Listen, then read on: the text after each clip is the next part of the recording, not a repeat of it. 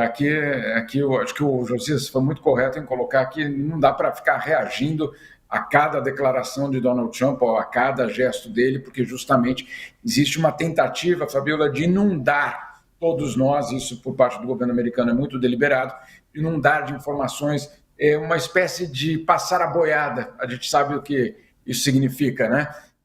E aí, obviamente, em vários desses aspectos, esses temas vão acabar se chocando com os interesses dos outros países. Agora, hoje, a grande notícia, pelo menos em relação ao Brasil, é um acordo que foi fechado entre o governo brasileiro e o governo americano para estabelecer um plano para acolher os brasileiros que vão continuar sendo deportados aí nos próximos, eu diria, meses e anos, né? Mais ou menos 35 mil brasileiros ainda aguardam para ser deportados. Nós não estamos falando daqueles que eventualmente vão ser presos ou, de alguma forma, identificados pelo governo Trump. Nós estamos falando daqueles que já estão na lista de deportação. E aí, claro, nós tivemos na semana passada todo aquele caos, aquele incidente em relação a um voo cheio de problemas. O governo brasileiro e o governo americano estabeleceram um grupo de trabalho justamente para evitar uma crise política. Esse grupo de trabalho montou esse planejamento e agora o governo brasileiro está anunciando esse planejamento. O que é que prevê? Em primeiro lugar, uma mudança da rota. Não haverá um voo americano que vá direto para Confins, que era o local de destino. Esse voo faz uma parada, sai da Louisiana, no sul dos Estados Unidos, faz uma parada técnica em Porto Rico, que ainda é território americano, e depois segue para Fortaleza. Em Fortaleza, então, esses brasileiros descem, e aí os aviões da FAB vão distribuir, basicamente, levar esses brasileiros, no caso, até Belo Horizonte. Qual é a grande diferença? Algumas. Em primeiro lugar, representantes do consulado brasileiro em Houston vão acompanhar o embarque dessas pessoas aqui nos Estados Unidos. Esse é o primeiro ponto. Segundo ponto, o voo vai ser inteiramente monitorado, vai haver uma espécie de capacidade de monitoramento ao vivo, basicamente, em tempo real, justamente sobre o que está acontecendo, para evitar, mais uma vez, aquele incidente em Manaus. E, em terceiro lugar, uma vez no Brasil, essas pessoas, então, vão embarcar em voos da FAB,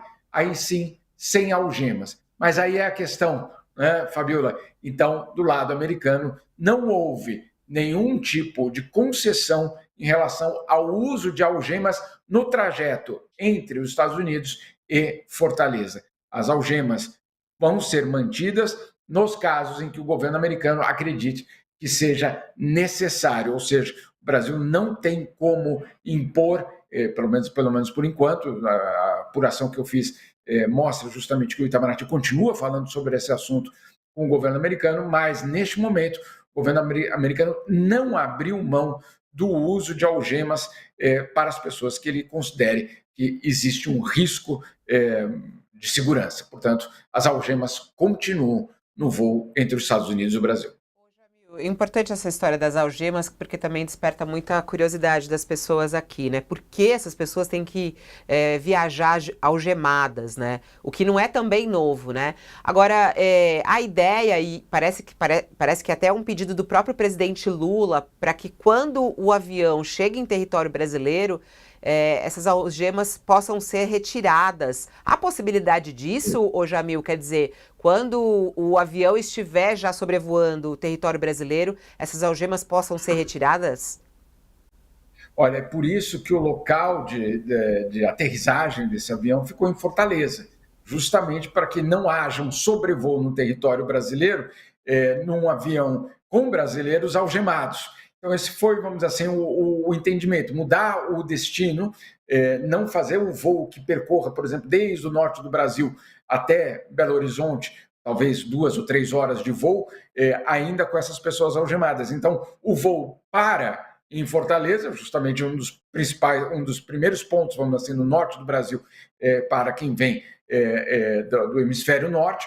Essas pessoas, então, assim que pousam no Brasil, têm as suas algemas retiradas e embarcam no voo, sim, no caso da FAB para Belo Horizonte, já sem as algemas. Esse foi o acordo. Para quê? Para você manter, de um lado, a prerrogativa americana de que são eles que determinam em território americano quem usa ou quem não usa algema, e do outro lado do Brasil de manter a soberania brasileira, de dizer, olha, aqui no meu território não mantenho algemas em pessoas que cruzaram a fronteira de forma irregular. Não é exatamente uma questão de segurança nacional, pelo menos visto assim pelo Brasil.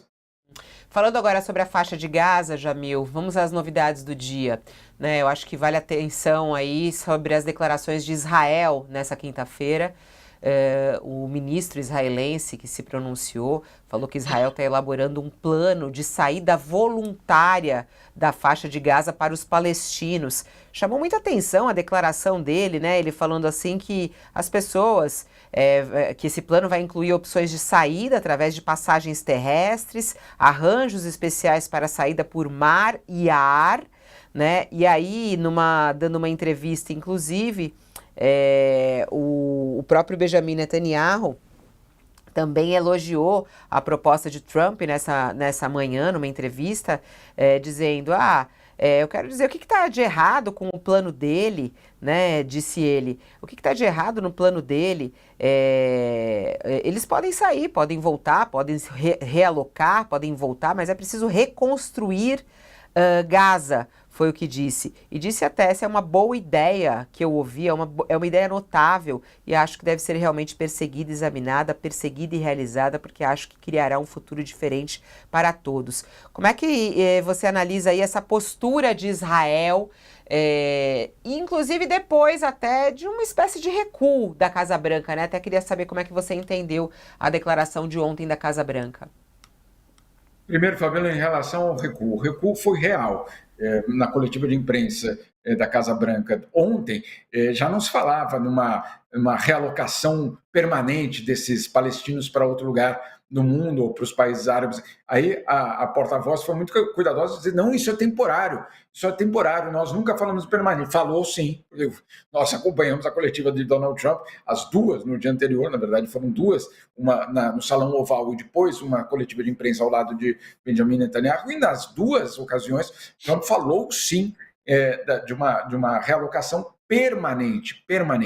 Na coletiva de imprensa ontem, ela já recuou, que não era permanente, é só temporária, até que seja reconstruído e que daí esses palestinos poderiam voltar. Isso tudo foi, obviamente, resultado de uma enorme pressão internacional e também, e esse é um ponto importante, também por parte dos republicanos, uma ala dos republicanos aqui nos Estados Unidos, que obviamente se mostraram muito inconformados, não com a expulsão dos palestinos, mas com a ideia de que aquele governo que foi eleito para retirar os americanos de guerras pelo mundo estaria pensando em enviar tropas para um outro território estrangeiro.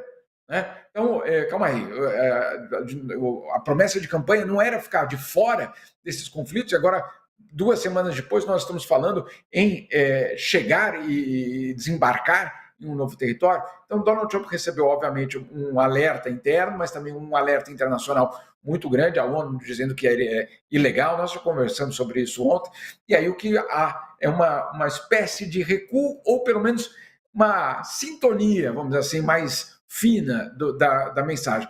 Não é desistir dessa história não, viu, Fabíola? E essa questão aí do Netanyahu, que você acabou de citar, mostra muito bem, não há uma...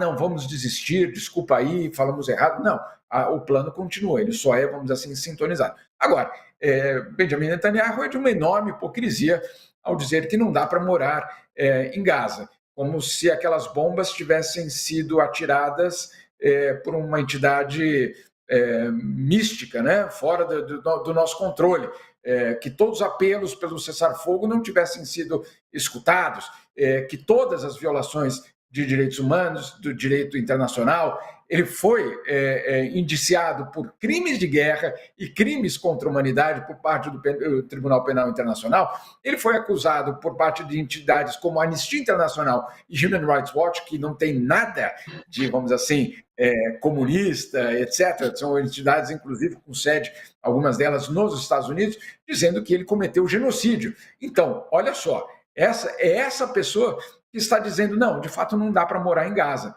Bom, Me parece de uma hipocrisia gigantesca você agora chegar a essa conclusão, quando foi você que, obviamente, contribuiu para essa situação. Agora, os palestinos.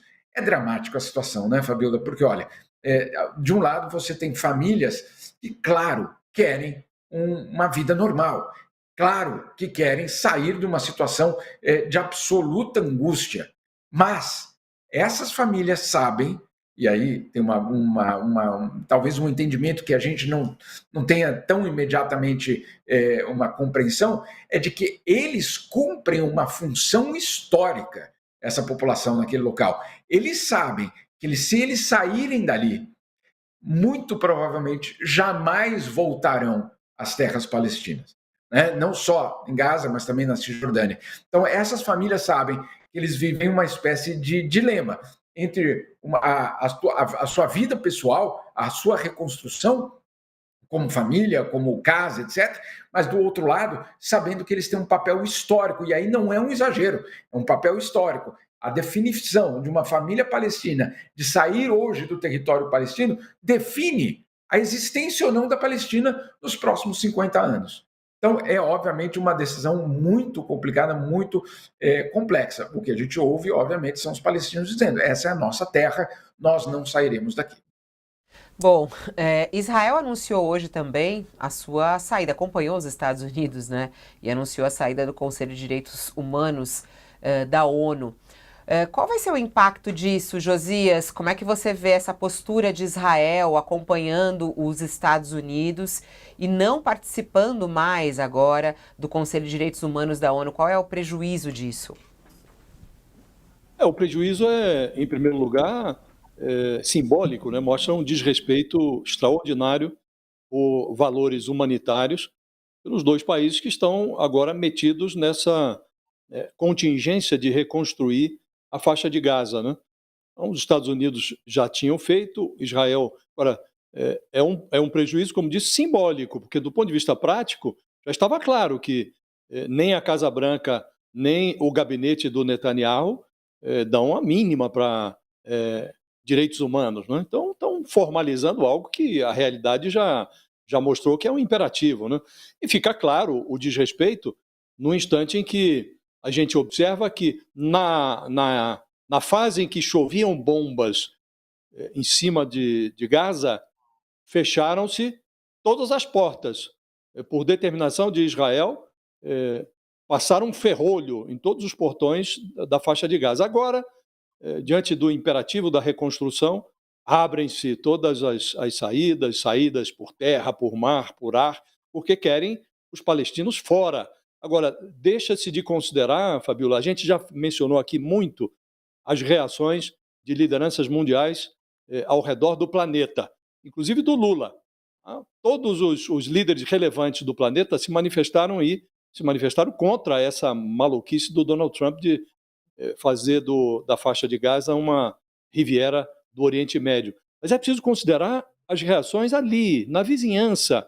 É muito curioso, Fabiola, as pessoas estão deixando em segundo plano, mas dias antes da manifestação do Trump, da explicitação desse plano que roça o crime, antes disso, os ministros de Relações Exteriores dos países da região já tinham enviado para o Marco Rubio, que é hoje o chefão da diplomacia nos Estados Unidos, o secretário de Estado, tinham enviado uma carta para ele. Parecia que estavam adivinhando. Essa carta deixa claro que é imperativo que Israel não anexasse. Falaram assim, explicitamente na carta, que Israel não anexasse nenhuma terra palestina. Estavam falando da faixa de Gaza, estavam falando da Cisjordânia. Eles escreveram lá, os palestinos não querem deixar as suas terras, e nós apoiamos essa posição inequivocamente.